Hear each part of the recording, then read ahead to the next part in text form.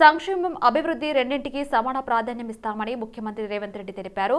ఇప్పటివరకు 6 గ్యారంటీలో 5 పథకాలను అమల్లోకి తెచ్చామన్న సీఎం దోబారాను తగ్గించి రాష్ట్ర ఆదాయాన్ని పెంచుతామన్నారు. నిజాం తరహాలో కేసీఆర్ రాష్ట్రాన్ని పరిపాలించేందుకు చూశారని రేవంత్ ఆగ్రహం వ్యక్తం చేశారు. 2023 కూడా ప్రాధాన్యత ఉంది. అవగాహన రాహిత్యంతో నేను మాట్లాడడం లేదు. ఈ 100 రోజుల పరిపాలనలో ఎన్నికల కంటే ముందు దాదాపుగా 9.5 సంవత్సరాలు ప్రతిపక్షంలో ప్రజల తరఫున ప్రజాప్రతినిధిగా ఈ రోజు ఈ మాట నేను చెప్పదలుచుకున్నాను. 7 తరాలుగా ఈ ప్రాంతాన్ని పాలించిన నిజాం కాలేజ్ నిర్మించిన, నిజాం ఆర్థోపెడిక్ హాస్పిటల్ ఇచ్చిన, ఉస్మానియా యూనివర్సిటీ, ఉస్మానియా హాస్పిటల్స్ కట్టిన నిజాం ప్రభువులు ఈ అభివృద్ధి నమూనాలను చూపించి సంక్షేమ పథకాలు నేను అమలు చేస్తున్నా అని చెప్పి రాచరికంని చెలాయించాలని చూసింది. స్వేచ్ఛకు మించింది ప్రపంచంలో ఇంకేదీ లేదు అని సాయుధ రైతాంగ పోరాటాన్ని నిర్మించి తిరుగుబాటు బావుట ఎగరేసి ఆనాడు వేలాది మంది రైతులు వారి రక్తాన్ని ధారబోసి ప్రజలకు స్వేచ్ఛనిచ్చిన రోజే సెప్టెంబర్ 17, 1948.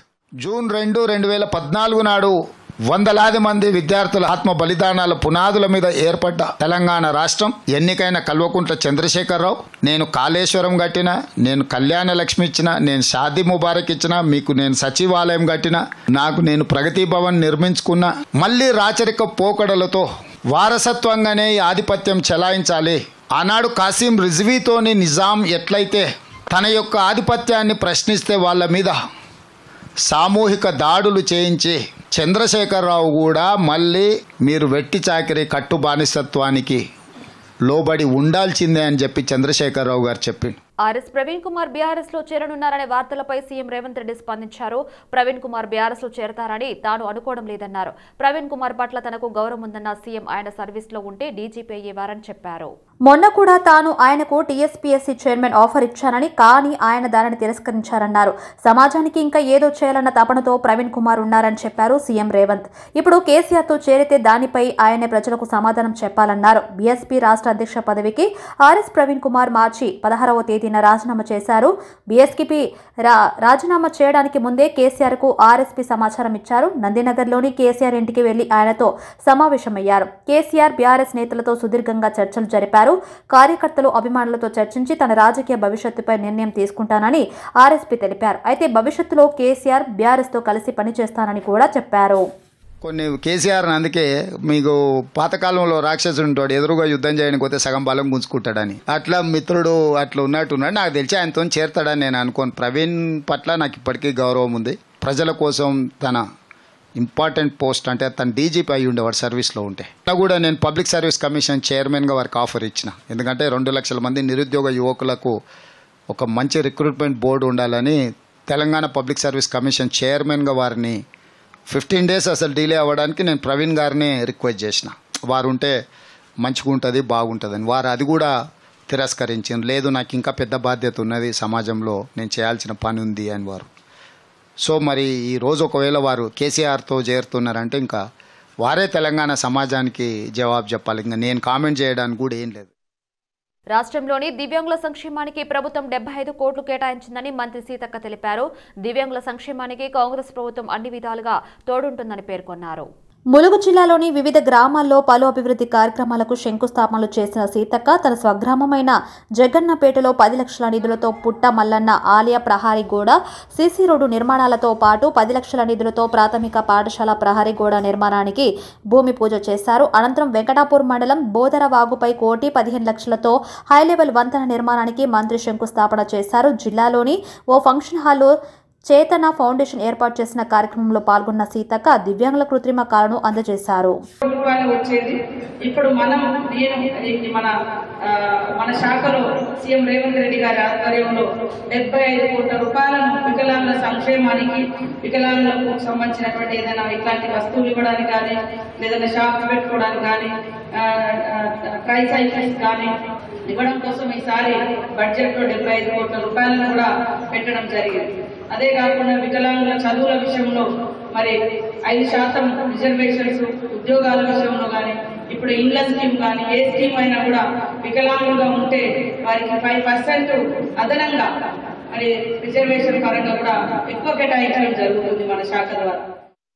బీఆర్ఎస్ నాయకురాలు ఎమ్మెల్సీ కవిత అరెస్ట్ అవ్వడానికి బీజేపీకి సంబంధం లేదని కేంద్ర మంత్రి రాష్ట్ర బీజేపీ అధ్యక్షుడు కిషన్ రెడ్డి అన్నారు. ఇవాళ బీఆర్ఎస్ మాజీ ఎమ్మెల్యే ఆరూరి రమేష్ బీజేపీలో చేరిన సందర్భంగా ఆయన మాట్లాడుతూ అవినీతి పరులైన ఏ ఒక్కరిని వదిలే ప్రసక్తి లేదని అన్నారు. కాంగ్రెస్ 10 ఏళ్ల కాలంలో 12 లక్షల కోట్ల అవినీతికి పాల్పడిందని ఆరోపించారు. అయినా తప్పు చేసిన వాళ్లను అరెస్ట్ చేస్తే అందులో బీజేపీకి సంబంధం ఏంటని ప్రశ్నించారు. కోర్టు తీర్పునకు కట్టుబడి ఉంటామని కవిత చెప్పాలంటూ డిమాండ్ చేశారు. బినామీలతో మద్యం వ్యాపారం చేసిందే కాక మాపైనే విమర్శలు చేస్తారని మండిపడ్డారు. ఎన్ఫోర్స్మెంట్ డైరెక్టరేట్ అనేది ఓ స్వతంత్ర సంస్థ అని, ఆ సంస్థకు అన్ని అధికారాలు ఉంటాయని తెలిపారు.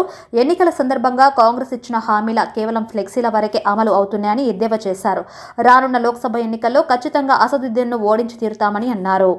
ముఖ్యమంత్రి రేవంత్ రెడ్డికి బీజేపీ కీలక నేత మల్కజ్గిరి ఎంపీ అభ్యర్థి ఈటల రాజేందర్ కీలక వ్యాఖ్యలు చేశారు. నడమంత్రపు సిరిలాగా అనూహ్యంగా ముఖ్యమంత్రి అయిన రేవంత్ రెడ్డి 2 నాలుకల ధోరణి అవలంబిస్తున్నారని విమర్శించారు. ఇటీవలే ప్రధాని మోడీని పెద్దన్న అని, ఆయన ఆశీర్వాదం ఉంటేనే రాష్ట్రం అభివృద్ధి చెందుతుందని చెప్పి ఇప్పుడేమో విమర్శలు చేస్తున్నారని మండిపడ్డారు.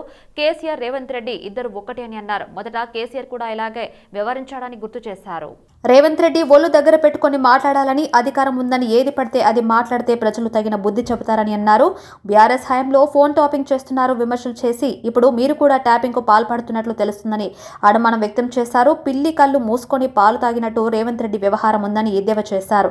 రాహుల్ గాంధీకి ఫండ్స్ పంపించడానికి ఇక్కడ ఉన్న వ్యాపారస్తుల ఎంత వేధిస్తున్నది, ఎంత బ్లాక్మెయిల్ చేస్తున్నది రికార్డ్ అవుతుంది. ఒక రాష్ట్రంలో ఉండి నేనే అన్ని అనుకుంటున్నావు, నిన్ను వీక్షించేవారు కూడా ఉన్నారు అని మర్చిపోకు అని హితవు పలికారు. మల్కజ్గిరిలో బీజేపీ జెండా ఎగురేసి తీరుతా అని ధీమా వ్యక్తం చేశారు.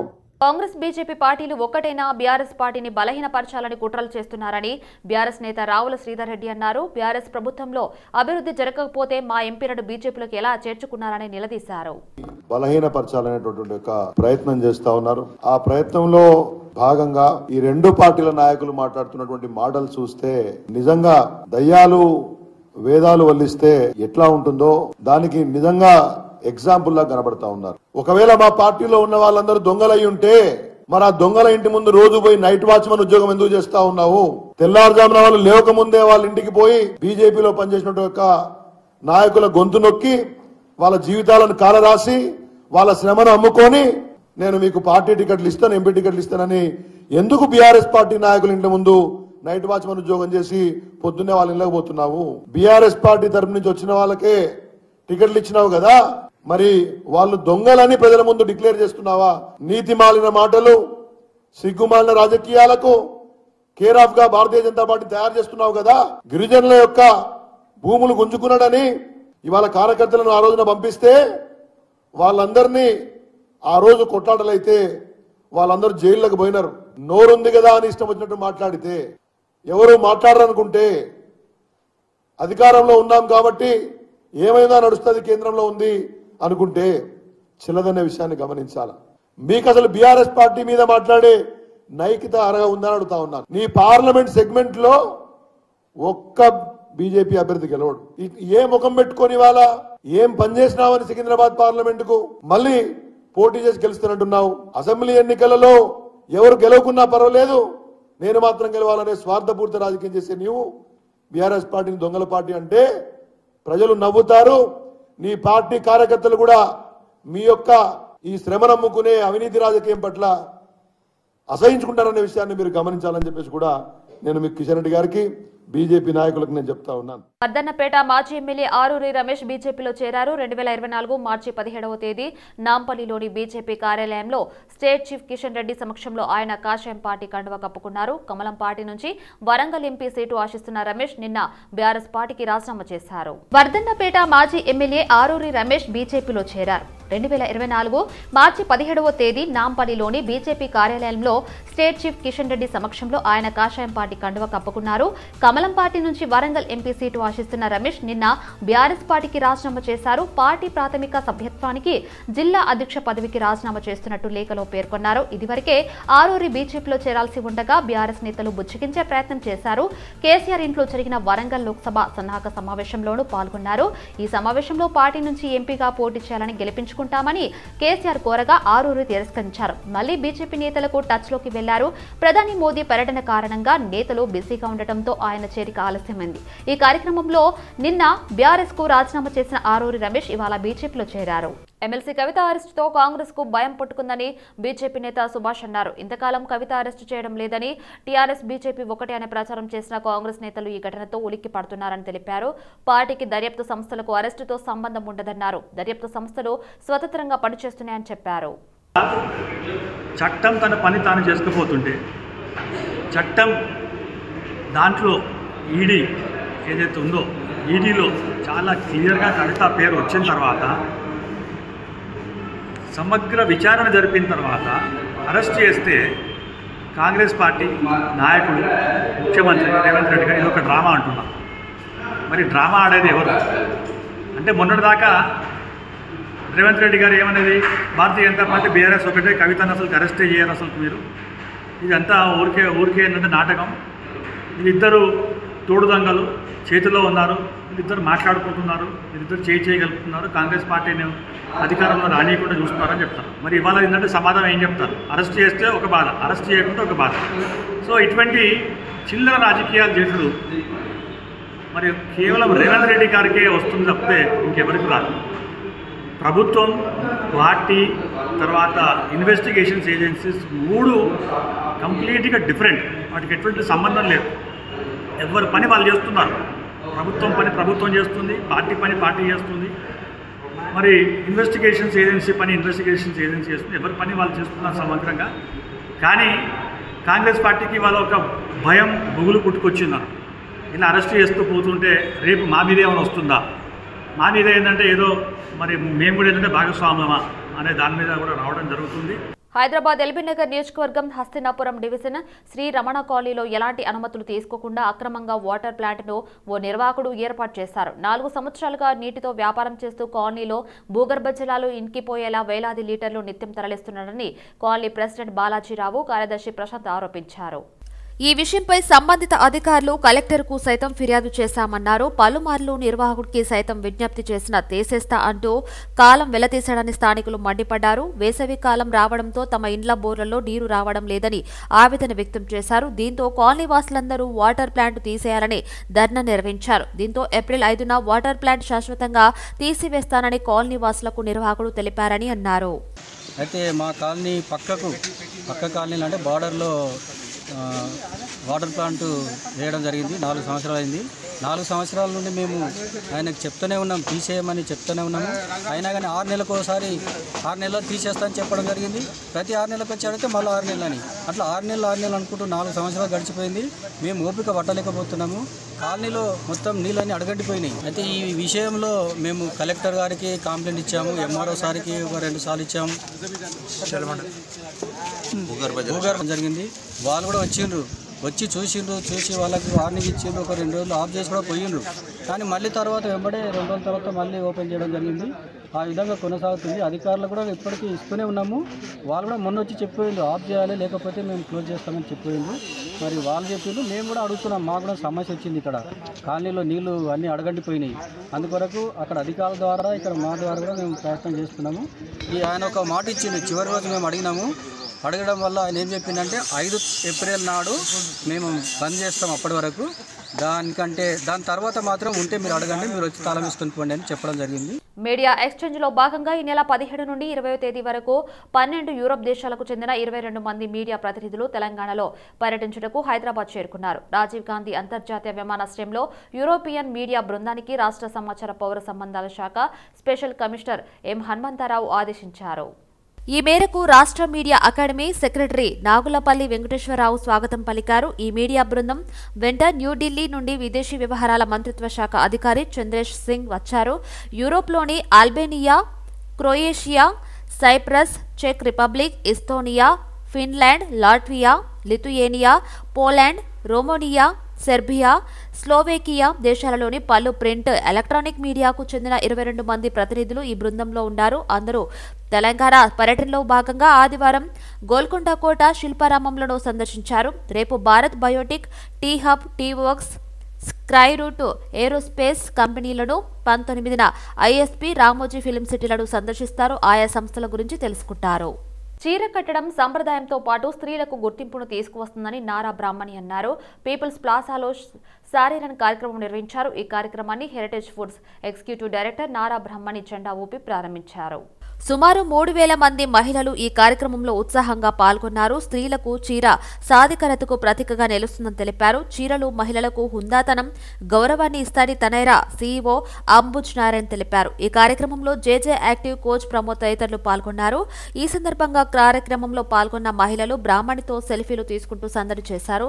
కాగా తనైరా సంస్థ ప్రముఖ ఫిట్నెస్ కంపెనీ జేజే యాక్టివ్ ఆధ్వర్యంలో అన్ని వర్గాల మహిళలను ఏకతాటిపైకి తీసుకురావాలని లక్ష్యంగా సారీ రన్ నిర్వహించారు. Let's hear a huge good morning from all of you. Good morning.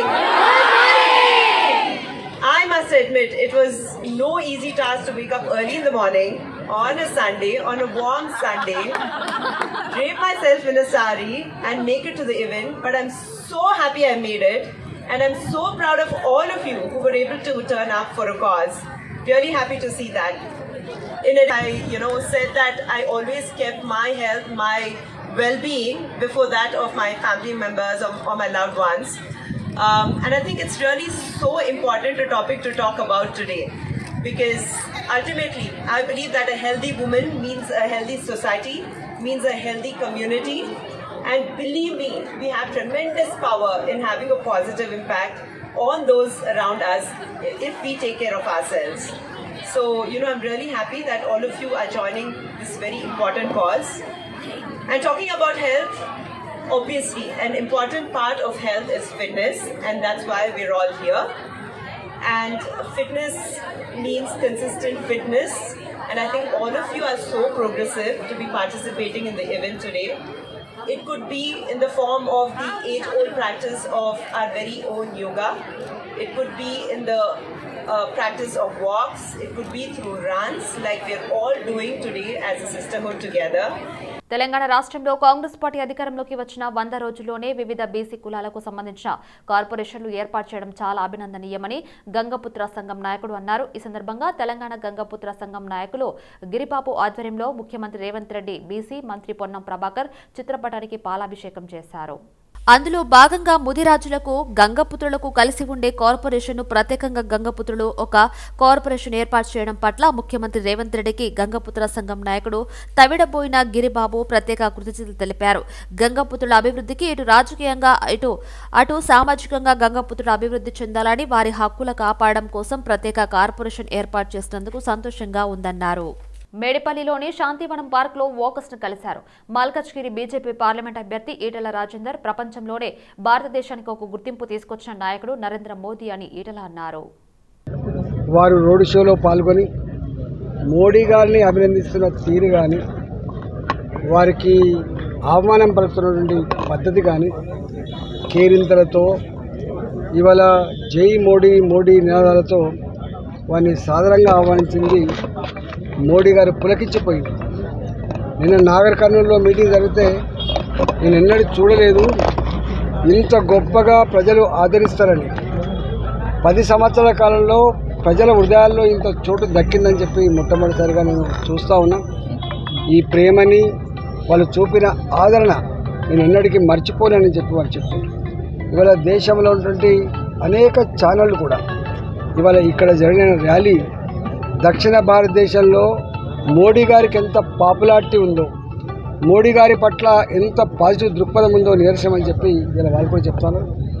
ఏది ఏమైనా మోడీ గారు నిర్దేశించినటువంటి 10 సంవత్సరాల నా పరిపాలనకు మీరు ఆమోద ముద్ర వేయండి, మీరు ఆశీర్వదించమని చెప్పి 370 సీట్లు కేవలం భారతీయ జనతా పార్టీ మాత్రమే గెలవబోతూ ఉంది. 400 పైసలు సీట్లు అప్కీ బార్ 400 పార్ అనే పద్ధతులు ఏదైతే మేము టార్గెట్ పెట్టుకున్నామో అది కూడా క్రాస్ అయ్యేటువంటి ఆస్కారం కనబడుతున్నట్టుగా మోడీ గారు స్వయంగా చెప్పింది. కాబట్టి ఇవాళ మేడిపల్లి పార్క్లో వేలాది మంది కుటుంబ సభ్యులతో పాటుగా పిల్లలతో పాటుగా ఇక్కడ వాకింగ్ నిర్వహిస్తూ ఉన్నారు. ఇవాళ ఆ వాకింగ్ సందర్భంగా కూడా అనేక మంది గొప్పగా ర్యాలీ జరిగింది.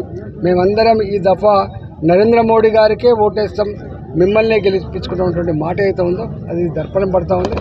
ముమ్మాటికి ఈ దేశంలో ఒక సుస్థిర పరిపాలన, ఒక అభివృద్ధికరమైన పరిపాలన, అన్నిటికీ మిక్కిలి 140 కోట్ల ప్రజల ఆత్మగౌరవ బావుట ప్రపంచ చిత్రపటం మీద ఎగరాలంటే మోడీనే ప్రధానమంత్రి కావాలి, భారతీయ జనతా పార్టీ మళ్ళీ అధికారంలో ఉన్నటువంటి భావన వ్యక్తం చేస్తూ ఉంది. కాబట్టి ఇవాళ హైదరాబాద్ ప్రముఖ సృజనాత్మక చిత్రకారుడు విజయ్ కుమార్ తాను రూపొందించిన చిత్రాలతో ది ఎనగ్మాటిక్ మైండ్ స్కేప్స్ పేరిట చిత్రమయి స్టేట్ ఆర్ట్ గ్యాలరీలో ప్రత్యేక చిత్ర ప్రదర్శనను ఏర్పాటు చేశారు. ఈ ప్రదర్శనకు తెలంగాణ రాష్ట్ర sports authority VC and MD art gallery director doctor K Lakshmi ముఖ్య అతిథిగా హాజరై ప్రారంభించారు. అనంతరం ప్రదర్శనలో ఉంచిన చిత్రాలను డాక్టర్ ఎం నాగేందర్ రెడ్డి, ఆనంద్ గడప, ప్రకాష్ బాల్సోజీలతో కలిసి తిలకించారు. దీంతో పాటుగా చిత్రకారులు శ్రీనివాస్, డాక్టర్ శ్వేతా స్పందన పేరుతో ఏర్పాటు చేసిన చిత్ర ప్రదర్శనలోని చిత్రాలను సైతం తిలకరించారు. నేను బరోడాలో BFA మరియు MFA చేశాను. తర్వాత రెగ్యులర్గా అన్ని ఆర్ట్ ఎగ్జిబిషన్స్లలో, వర్క్షాప్స్లలో పార్టిసిపేట్ చేస్తున్నాను. విదేశాలలో కూడా చాలా వాటిలో పార్టిసిపేట్ చేశాను. నేను నాకు హైదరాబాద్ ఆర్ట్ సొసైటీ వారు నా పెయింటింగ్ మెచ్చి గోల్డ్ మెడల్ ఇచ్చారు. ఈ మధ్య నన్ను నా సర్వీసెస్ని ఉపయోగించి వాళ్ళు ఆనర్ చేశారు నన్ను హైదరాబాద్ ఆర్ట్ సొసైటీ వాళ్ళు అండ్ ఎగ్జిబిషన్ సొసైటీ వాళ్ళు. అప్పటి నుంచి నేను వరుసగా 1-man షోలు, గ్రూప్ షోలు ఎక్కడ ఏ అవకాశం వస్తే పార్టిసిపేట్ చేస్తూ ఉన్నాను. ఇప్పటివరకు ఎన్ని షోలు చేశారు? ఇప్పటివరకు ఇది 6వ సోలో షో. గ్రూప్ షోలు అయితే కనీసం మోర్ దెన్ 200 వరకు చేశాను. ఈ గోల్డ్ మెడల్ అన్నది ఒకసారి మళ్ళీ క్లారిటీ. హైదరాబాద్ ఆర్ట్ సొసైటీ వాళ్ళు all India art competition conduct చేస్తారు ఎవ్రీ ఇయర్. వాళ్ళు దాంట్లో గోల్డ్ మెడల్ ఇచ్చారు నా డ్రాయింగ్కి. దేనికి సంబంధించి వచ్చింది? పర్టికులర్గా ఏదైనా ఆర్ట్? ఒక డ్రాయింగ్కి ఇచ్చారు, చార్కోల్ డ్రాయింగ్కి, దానికి వచ్చింది అనమాట. ఎట్లా చెప్తాం డిఫరెన్స్? నా ఆర్ట్లో ప్రత్యేకత ఏంటంటే నా ఆర్ట్ హ్యూమన్ సిచ్యువేషన్, మనిషి యొక్క మనస్తత్వం గురించి నేను ఎక్కువగా పెయింటింగ్స్ వేస్తుంటాను. వాళ్ళు పడేటువంటి బాధలు కానీ, సుఖంలు కానీ, వాళ్ళు ఎదుర్కొనేటువంటి సమస్యల మీద నేను ఎక్కువ కేంద్రీకరిస్తాను. నా పెయింటింగ్స్ ఏంటంటే నా పర్సనల్గా ఉంటాయి. అంటే నేను ఎక్స్పీరియన్స్ అయినదే నేను పెయింటింగ్ చేస్తుంటాను జనరల్గా. నా కలర్స్ కానీ, నా ఫార్మ్స్ కానీ, it's my own purely personal my అనమాట. ఇప్పుడు మీరు టీచ్ చేస్తుంటూ కూడా ఒక టీచర్గా, ఆర్ట్ టీచర్గా టీచ్ చేస్తుంటూ కూడా ఈ ఆర్ట్ టీచర్ టీచ్ చేసుకుంటే నేను ప్రొఫెషన్ కంటిన్యూ చేస్తున్నాను. ఎప్పుడు నేను ఆపలేదు, రెగ్యులర్గా చేస్తున్నాను వర్క్స్. మీకు అందిన ఉత్తమ ప్రశంసలు ఏంటి? ఉత్తమ గోల్డ్ మెడల్ వచ్చింది హైదరాబాద్ ఆర్ట్ సొసైటీ నుంచి. ఇంకా Jamini Roy centenary birth centenary వాళ్ళు కాంపిటీషన్ కండక్ట్ చేశారు, దాంట్లో కూడా నాకు అవార్డు వచ్చింది. ఇంకా రీసెంట్లీ ఏమో వీళ్ళు ఎగ్జిబిషన్ సొసైటీ వాళ్ళు నన్ను సన్మానించారు. గద్దర్ అవార్డుల పేరుతో సినీ నటులకు పురస్కారాలు ఇస్తామని ప్రభుత్వం ప్రకటించడం ఆనందంగా ఉందని సినీ నటుడు మురళీ మోహన్ అన్నారు. సీఎం రేవంత్ రెడ్డికి, మంత్రి కోమటిరెడ్డి వెంకటరెడ్డికి ఆయన కృతజ్ఞతలు తెలిపారు. Telugu film television welfare forum ఆధ్వర్యంలో icons of Indian film industry awards ప్రధానోత్సవం ఘనంగా జరిగింది. Vision VVK housing India private limited స్పాన్సర్గా వ్యవహరించిన ఈ వేడుకల్లో సినీ నటులు మురళీ మోహన్, నరేష్, దర్శకుడు ఎస్వి కృష్ణారెడ్డి, గేయ రచయిత చంద్రబోస్ సహా పలువురు ప్రముఖులను ఐకాన్స్ పురస్కారాలతో సత్కరించారు. ప్రభుత్వం వాళ్ళని గుర్తించి వాళ్ళకి అవార్డు ఇస్తే ఎంతో ఆనందపడతారు అని అనుకుంటే 2 తెలుగు రాష్ట్రాలు కూడా వాళ్ళు ఇద్దరు ముఖం చాటేసినట్టుగా చేశారు. ఇదివరకు నంది అవార్డు వచ్చిందంటే ఎంత ఆనందంగా తీసుకునేవాళ్ళము. దాన్ని ఇంట్లో షోకేస్లో పెట్టుకుని నంది అవార్డు అయ్యా నాకు వచ్చింది పలానా సినిమాకి అని చెప్పి అట్లా చెప్పుకుంటూ గర్వంగా చెప్పుకునేవాళ్ళం. గత 10 సంవత్సరాలుగా ఇటు తెలంగాణ ప్రభుత్వం నుంచి కానీ, అటు ఆంధ్రప్రదేశ్ ప్రభుత్వం గారి నుంచి అవార్డ్స్ రాలేదు. ఇవాళ రోజున ఒక విధంగా ఆ బాధను తీర్చారు మీరు. వాళ్ళు నిజంగా నంది అవార్డు పుచ్చుకున్న రోజున ఎంత ఆనందపడ్డానో ఇవాళ నిజంగా అంత ఆనందపడాలి. దానికి తగ్గంత అద్భుతంగా ఉంది. ఈ 50 years నా టాలెంట్, నా గొప్పతనం, నా శ్రమ అని నేను అనుకుంటే ఇక్కడ దాకా రానండి. First thing in cinema is team work. Second thing is director's medium. ఈ పురస్కారాలన్నీ రావడానికి కేవలం నా ప్రతిభ మాత్రమే కాదు, పరిశ్రమలోని పెద్దల ప్రోత్సాహం, వాళ్ళ ఆశీర్వాదం, నా కుటుంబ సభ్యుల ఆకాంక్ష, భగవంతుడి అనుగ్రహం అన్నిటి వల్లే ఇవన్నీ సాధించే అవకాశం నాకు లభించింది. నాకంటే ప్రతిభావంతులు ఎంతో మంది ఉన్నారు, కానీ నన్నే వరించడానికి కారణం కేవలం అందరి ప్రేమ, ఆదరణని మాత్రం నేను మనస్ఫూర్తిగా చెప్పగలను.